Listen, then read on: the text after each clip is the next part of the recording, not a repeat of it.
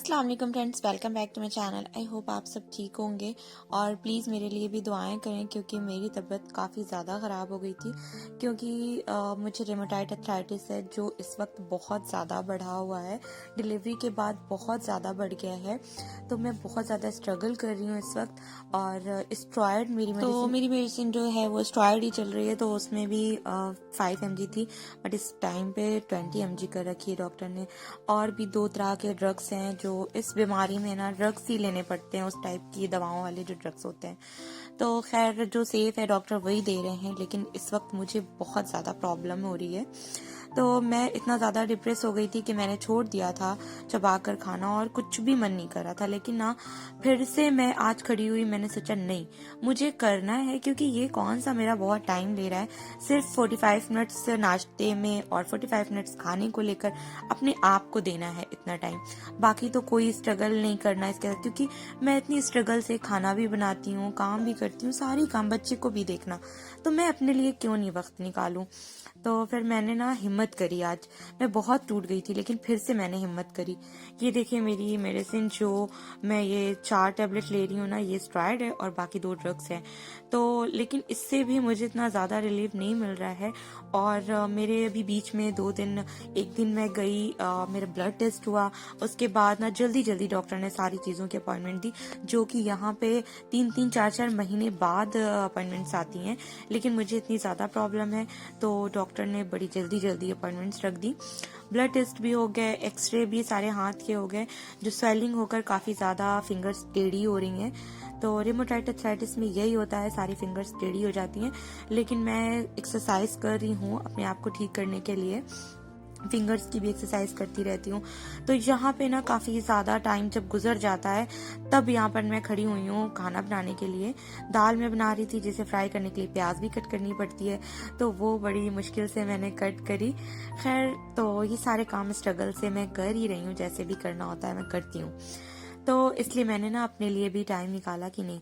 और अगर मेरा वेट स्टेरॉयड खाने के बाद कम नहीं होता, तो अगर मैं ये फॉर्मूला अपनाऊंगी ना, तो मैं बढ़ूंगी भी नहीं, क्योंकि जो मेरा 3 kg बढ़ा ना, तो उससे मुझे टेंशन हुई। तो फिर मैंने सोचा नहीं, मैं फिर से स्टार्ट करती हूँ ताकि मेरा वेट बढ़े ना, दवा खाने के बाद उतने पे ही रहे। लेकिन देखते हैं करके। तो जो ये एक फॉर्मूला है ना, 32 टाइम्स चबा कर खाना, ये एक मैजिक है एक तरह का, और आप सल्लल्लाहु अलैहि वसल्लम की सुन्नत भी है, तो ये फायदा ही देगी।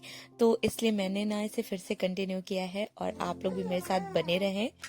अच्छा, जिन लोगों को जल्दी से वेट लॉस करना है ना, तो वो 32 टाइम्स यूट्यूब पर जाके सर्च करें। स्वीकार भारद्वाज की वीडियो होगी, उनको उनके 5 गोल्डन रूल्स देखें और उन्हें फॉलो करें, तो आप लोगों को जल्दी रिजल्ट मिलेगा। क्योंकि मैं तो अभी बच्चे भी पाल रही हूँ, घर भी देख रही हूँ, और ऊपर से मुझे इतना ज्यादा अर्थराइटिस बढ़ा हुआ है, तो मैं कुछ चीजें आप लोगों को बता पा रही हूँ, कुछ नहीं बता पा रही।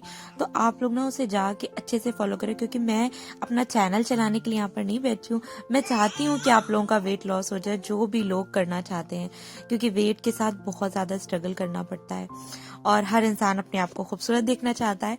तो प्लीज जाएं और फॉलो करें, क्योंकि इसमें ना मैजिक होता है, एक तरह का मैजिक, जो कभी भी पतला नहीं होगा, हमेशा बचपन से भी मोटा होगा ना, वो भी पतला हो जाएगा। तो ये ऐसा फॉर्मूला है, और मैं इतनी गारंटी से इसलिए बोल रही हूँ क्योंकि मैंने प्रेगनेंसी से पहले 30 दिनों के अंदर 6 kg लूज किया था, तो इसलिए मैं बोल रही हूँ कि ये जरूर वेट लॉस करता है ये फॉर्मूला। इस फॉर्मूले में ना सबसे खास बात ये है कि आपको कुछ भी छोड़ना नहीं पड़ता, आप सब कुछ खा सकते हो, मीठा भी खा सकते हो, सब कुछ।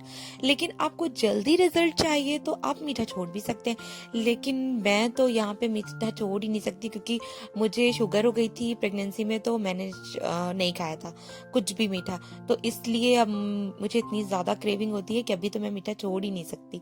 तो यहाँ पे रखे थे लड्डू मोतीचूर के, जो मैंने माइक्रोवेव किया और इनको अच्छे से खाया बैठ के, लेकिन इसको भी मैंने चबा कर खाया। तो अब आप लोग कहेंगे कि ये कैसे चबाया, ये तो मुंह में जाते ही घुल जाता है। लेकिन नहीं, कोशिश करें कि आपके हलक में जाने से पहले ये लिक्विड बन जाए। तो इस तरह से आप खाएंगे तो मीठा भी आपको नुकसान नहीं करेगा। और यहाँ पे हो गया था रात का टाइम, तो यहाँ पे मैं रात में खाना एक रोटी। अच्छा, रात का खाना आप लोगों को जल्दी खाना पड़ेगा, जैसे 7 से 8 के बीच में खा लें या 6 से 7 के बीच में खा लें। तो उस तरह से आपको 16 घंटे कुछ भी नहीं खाना, सिर्फ आप पानी पी सकते हो, लिक्विड की ग्रीन टी ले सकते हो, ब्लैक कॉफी ले सकते हो, लेकिन आपको कुछ भी बीच में खाना नहीं है। तो उससे भी बहुत फर्क पड़ेगा। अभी तो मैं बीच में खा लेती हूँ, लेकिन 1-2 दिन बाद मैंने स्टार्ट करना है फास्टिंग।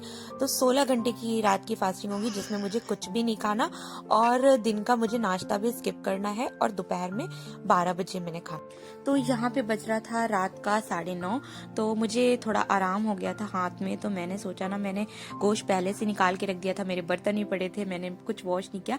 लेकिन रात में मैंने सोचा ना, अब मैं सारे काम करके रख दूंगी। क्यों? क्योंकि सुबह फिर मेरे साथ वही हो जाना है, सारा पेन स्टार्ट हो जाना है, फिर मैंने रोना है। तो इस टाइम ना मैंने सोचा अभी ना सारे काम फिनिश कर लेती हूँ अपने। तो मैंने यहाँ पे स्टार्ट कर दिया था गोश्त चढ़ाना, और यहाँ पे मैं बना रही थी लौकी गोश्त। उसके बाद खाना खा चुकी थी, तो मैंने सोचा ग्रीन टी भी ले लेती हूँ। उसके बाद मैं एक्सरसाइज करने के लिए आई, मैंने सोचा थोड़ा सा एक्सरसाइज भी कर लेती हूँ। और मुझे ना उतने में याद आ गया कि नहीं, मुझे बाथरूम साफ करना है, मुझे बाथ टब वॉश करना है, बेसिन वॉश करना है, टॉयलेट वॉश करना है। तो मैंने सोचा ना, इस वक्त मुझे आराम मिला और सुबह मेरे फिर पेन होगा। तो मैंने क्या किया ना, अपना एक्सरसाइज छोड़ा और पहले मैं आई बाथरूम में। पहले मैंने सारा वॉश किया ग्लव्स पहनकर। तो यहाँ पे सारा चीजें मैंने अच्छे से वॉश कर ली। अच्छा, तो मैं बाथरूम से सफाई करके रूम में आई, तो रूम का मायरा ने क्या हाल करके रखा है आप लोग देख सकते हैं। पेंटिंग कर करके उन्होंने यहाँ पे, उन्होंने इनका माइंड आप देखें, इन्होंने बनाया लंबे वाले जो है वो डैडा हैं, फिर उससे थोड़ी सी हाइट कम उनकी दादी है, फिर उससे थोड़ी हाइट कम मैं हूँ, क्योंकि मैं दोनों से कम हाइट की हूँ। तो मेरी पीछे और मेरे साथ अनाबिया छोटी सी बैठी है, और अमायरा अपने डैडा के साथ, क्योंकि अमायरा डैडा के साथ बहुत चिपकती है। तो इन्होंने सबकी फोटो बना बना के लगाई हुई है, सूरज जितना ही। और मैंने फिर से स्टार्ट किया है। आप लोग भी मेरी हिम्मत बढ़ाइएगा और मेरे लिए दुआएं करिएगा कि अब मेरी नेक्स्ट अपॉइंटमेंट 23 जनवरी को है, डॉक्टर ने बड़ी जल्दी दे दी है। तो फिर देखते हैं डॉक्टर क्या कहते हैं, और फिर मिलते हैं आप सबसे नेक्स्ट व्लॉग में। तब तक के लिए बाय।